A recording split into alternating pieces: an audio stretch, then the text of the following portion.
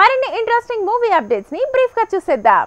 Young tiger NTR కి అరుదైన గౌరవం దక్కింది. ఆస్కార్ యాక్టర్స్ బ్రాంచ్ లో చోటు దక్కింది. వరల్డ్ వైడ్ గా ఎంతో మందిని ఆకర్షించిన గొప్ప నటనతో పాత్రలకు ప్రాణం పోసిన నటులకి వెల్కమ్ అంటూ అకాడమీ అనౌన్స్ చేసింది. దీంతో యంగ్ టైగర్ ఫ్యాన్స్ లో సందడి పెరిగింది. రౌడీ స్టార్ విజయ్ దేవరకొండతో పరశురాం తీసిన ఫ్యామిలీ స్టార్ మూవీ సంక్రాంతికి రాబోతోంది. రిలీజ్ కి ముందే అన్ని భాషల శాటిలైట్ డిజిటల్ రైట్స్ 160 కోట్లు పలికాయని తెలుస్తోంది. గ్లిమ్స్ ప్రెజెంట్ సోషల్ మీడియాలో భారీగా వైరల్ అవుతోంది. నటసింహం బాలయ్యతో అనిల్ రావిపూడి తీసిన భగవంత్ కేసరి వరల్డ్ వైడ్ గా విడుదలైంది. హిట్ టాక్ ని సొంతం చేసుకుంది. Anil Ravipudi triple hat trick journey మొదలైందనే మాటే వినిపిస్తోంది.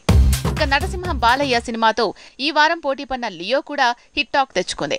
పాన్ ఇండియా లెవెల్లో పాజిటివ్ టాక్ తో కిక్కిస్తోంది.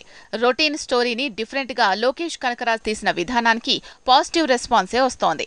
దర్శక ధీరుడు రాజమౌళి ఇప్పుడు ప్రభాస్ మూవీలో గెస్ట్ రోల్ చేశాడు. నాగశ్విన్ తీస్తున్న కల్కి 2898లో కామియో అపియరెన్స్ వేశాడట రాజమౌళి. ఇక నాగశ్విన్ డైరెక్షన్ టెక్నిక్ కానీ విజన్ కానీ అద్భుతం అంటూ తను చెప్పడంతో కల్కి మళ్లీ వార్తల్లో నిలిచింది.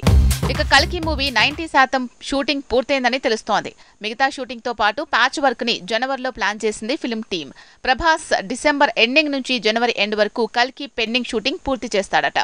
లోకనాయకుడు కమల్ హాసన్ తో 36 ఏళ్ల తర్వాత మణిరత్నం తీయబోయే సినిమా సంక్రాంతికి మొదలు కానుంది. 5 నెలల్లో పూర్తి చేసి ఆగస్టు 15కి విడుదలయ్యేలా ప్లాన్ చేస్తున్నాడట మణిరత్నం. ఇందులో దుల్కర్ సల్మాన్ తో పాటు జయం రవి కూడా నటించబోతున్నాడు.